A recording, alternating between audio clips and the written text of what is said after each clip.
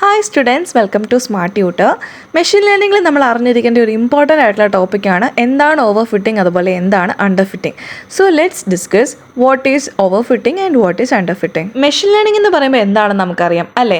It aims to make predictions from data. ഒരു particular ഡാറ്റയ്ക്കകത്തുനിന്ന് പ്രിഡിക്ഷൻസിനെ ഉണ്ടാക്കിയെടുക്കുക എന്നതാണ് മെഷീൻ ലേണിംഗിൻ്റെ മെയിൻ ആയിട്ടുള്ള aim. The main goal of machine learning is generalization. അതായത് അൺസീൻ ആയിട്ടുള്ള ഒരു ഡേറ്റയിൽ നന്നായിട്ട് പെർഫോം ചെയ്യാൻ വേണ്ടി പറ്റണം. അതാണ് മെഷീൻ ലേണിംഗിന്റെ മെയിൻ ആയിട്ടുള്ള ഗോൾ. നമ്മൾ മെഷീൻ ലേണിംഗിന് വേണ്ടി ഒരു മോഡലിനെ ട്രെയിൻ ചെയ്യുമ്പോൾ രണ്ട് കോമൺ ആയിട്ടുള്ള പ്രോബ്ലംസ് ആണ് വരിക. അതിലൊന്നാണ് ഓവർ ഫിറ്റിംഗ്, അടുത്തത് അണ്ടർ ഫിറ്റിംഗ്. ഇനി എന്താണ് ഓവർ ഫിറ്റിംഗ് എന്ന് നമുക്ക് നോക്കാം. ഇപ്പം നമ്മളൊരു മോഡലിനെ ട്രെയിൻ ചെയ്യുമ്പോഴാണ് അത് പുതിയ പുതിയ കാര്യങ്ങൾ ലേൺ ചെയ്യുന്നത് അല്ലേ?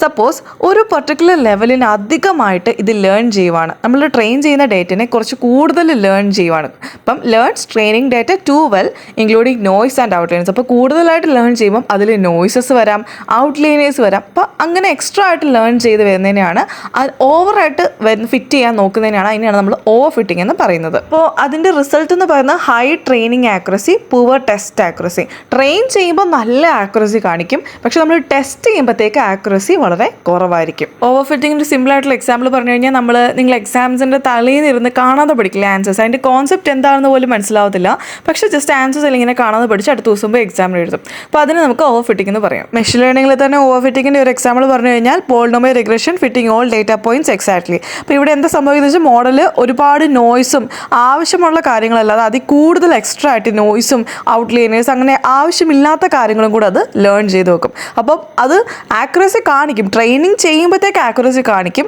പക്ഷെ നമ്മൾ ലാസ്റ്റ് ഒരു ടെസ്റ്റ് ചെയ്ത് നോക്കുമ്പോൾ, റിസൾട്ട് കിട്ടാൻ വേണ്ടി ഒരു ലാസ്റ്റ് ഒരു ഫൈനൽ ടെസ്റ്റ് ചെയ്ത് നോക്കുമ്പോൾ അത് ആക്യുറസി വളരെ കുറവായിട്ട് കാണിക്കും. Now let's see what is under fitting. Over ഫിറ്റിംഗിൽ ആവശ്യമില്ലാത്ത കാര്യങ്ങളും കൂടെ ലേൺ ചെയ്യുന്നതായിരുന്നു കംപ്ലയിൻറ്റ്. അപ്പോൾ ഇവിടെ എന്ന് പറഞ്ഞാൽ the model is too simple to capture the underline pattern.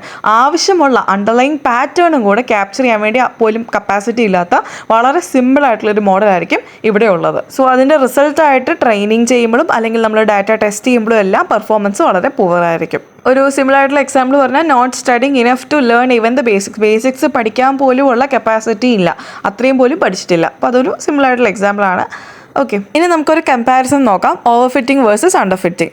Over fitting എന്ന് പറയുമ്പോൾ കുറച്ചും കൂടെ വളരെ കോംപ്ലക്സ് ആയിട്ടുള്ളൊരു മോഡൽ. അതായത് കൂടുതൽ കാര്യങ്ങൾ അതിന് പഠിക്കാൻ കപ്പാസിറ്റി ഉണ്ട്, പക്ഷേ ആ കൂടുതൽ കാര്യങ്ങൾ ആവശ്യമില്ലാത്ത കാര്യങ്ങളോട് പഠിക്കുന്നതുകൊണ്ടുണ്ടാകുന്ന പ്രശ്നമാണ് അവിടെ വരുന്നത് അല്ലേ? അപ്പോൾ അണ്ടർ ഫിറ്റിംഗ് എന്ന് പറയുമ്പോഴത്തേക്ക് ടു സിമ്പിൾ മോഡലിന് ഏറ്റവും ബേസിക് ആയിട്ടുള്ള ആവശ്യമുള്ള കാര്യങ്ങളോട് പഠിക്കാനുള്ള കപ്പാസിറ്റി ഇല്ല. അപ്പം മോഡൽ എന്ന് പറഞ്ഞാൽ വളരെ സിമ്പിളാണ് ഇവിടെ. അടുത്ത ഓവർ ഫിറ്റിംഗിൽ too little training data, under ഫിറ്റിംഗിൽ ഫീച്ചേഴ്സ് കുറവാണ്.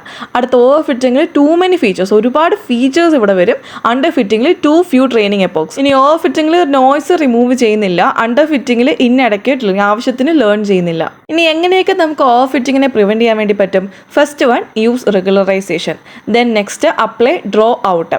അടുത്ത cross validation, early stopping, data augmentation, simplify model or get more data. ഇപ്പോൾ കൂടുതൽ ഡേറ്റ ഇൻക്രീസ് ചെയ്യുക, അല്ലെങ്കിൽ മോഡൽ കുറച്ചും കൂടെ സിംപ്ലിഫൈ ചെയ്യുക, നേരത്തെ ഏർലി ഒരുപാട് ലേൺ ചെയ്ത് മുന്നേ തന്നെ നമ്മൾ സ്റ്റോപ്പ് ചെയ്യുക, ഡേറ്റ ഓഗ്മെന്റേഷൻ, ക്രോസ് വാലിഡേഷൻ, ഇങ്ങനെ കുറേ കാര്യങ്ങൾ ചെയ്ത് കഴിഞ്ഞാൽ നമുക്ക് ഓവർ ഫിറ്റിംഗ് പ്രിവെൻറ്റ് ചെയ്യാൻ വേണ്ടി പറ്റും. ഇനി അണ്ടർ ഫിറ്റിംഗ് എങ്ങനെ ഫിക്സ് ചെയ്യാം?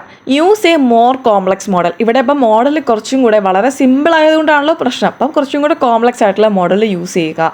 Then increase training time or epochs. അപ്പോൾ training time, epochs, number of epochs കൂട്ടുക.